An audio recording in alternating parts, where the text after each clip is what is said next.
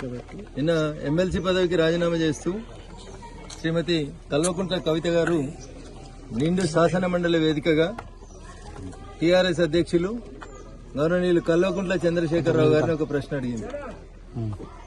Bharatiya Janata party Chandrashekar Rao గారు ముఖ్యమంత్రిగా ఉన్నప్పటి నుంచి అడుగుతున్నటువంటి ప్రశ్ననే నిన్న నిండు శాసన మండలిలో కవిత అడిగింది. తెలంగాణలో ఏమి పీకి కట్టగట్టిరని మీరు దేశంలో పార్టీని పెట్టుకొని పోతామని బీఆర్ఎస్ గా మార్చుకొని పోయినరు అని అడిగింది.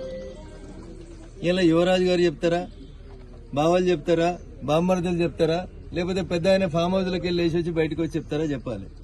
పంజాబ్ రైతులకు కొంచెం పోయి పైసలు ఎట్లా ఇచ్చారు, మహారాష్ట్రలో ఎట్లా ఇచ్చారు, కర్ణాటకలో ఎట్లా ఇచ్చారు, తెలంగాణలో నీ ఫామ్ హౌస్ దగ్గరకు వచ్చి చచ్చిపోయిన మా దౌలతాబాద్ రైతన్నలకు, చేగుంట రైతన్నలకు ఎందుకు డబ్బులు ఇవ్వలేదని మేము ప్రతిపక్షంగా చాలా సంవత్సరాల నుంచి మిమ్మల్ని మీరు ముఖ్యమంత్రి ఉన్నప్పటి నుంచి డిమాండ్ చేస్తా ఉన్నాం.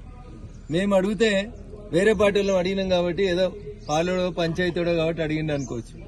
ఇలా సాక్షాత్తు మీ బీఫామ్ మీద గెలిచిన ఎంపీ, మీ బీఫామ్ మీద మీరు నామినేట్ చేసినటువంటి ఎమ్మెల్సీ, స్వయాన మీ కడుపున పుట్టిన బిడ్డ అడుగుతుంది.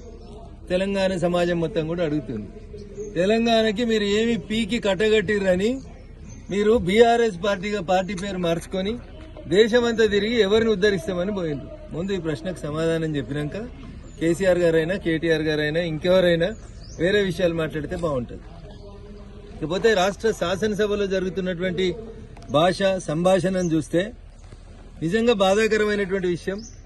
చదువుకున్న వాళ్ళు, కొత్త వాళ్ళు, రాజకీయాలకి రావాలనుకుంటున్నటువంటి మేధావులు, ఈ రాష్ట్రంలో అధికారంలో ఉన్నటువంటి కాంగ్రెస్ పార్టీ నాయకుడు, ముఖ్యమంత్రి గారు, ప్రతిపక్ష నాయకులు మాట్లాడుతున్నటువంటి మాటల్ని చూస్తుంటే సిగ్గుతో తల వంచుకునేటువంటి పరిస్థితి ఉంది.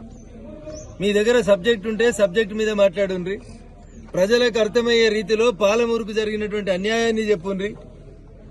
10 ఏళ్లు చంద్రశేఖరరావు చేయకపోతే 2 ఏళ్లుగా రేవంత్ రెడ్డి పాలమూరుకి ఏం చేసిండో చెప్పురు తప్ప నీ నోరు కంపు, నా నోరు కంపు, అందరి నోరు మూసి కంటే కంపు. దీన్ని చూసి ప్రజలు ఏమనుకుంటున్నారంటే రాజకీయాల పట్ల ప్రజల లోపల ఒక రకమైనటువంటి ఏహ్యభావం కలుగుతుంది. అందుకని దయచేసి భాషను నియంత్రించుకోవాలని అటు ముఖ్యమంత్రి గారికి, ఇటు ప్రతిపక్షంలో ఉన్నటువంటి ప్రతిపక్ష పార్టీ నాయకులకు కూడా నేను ఈ సందర్భంగా విజ్ఞప్తి చేస్తా ఉన్నాను.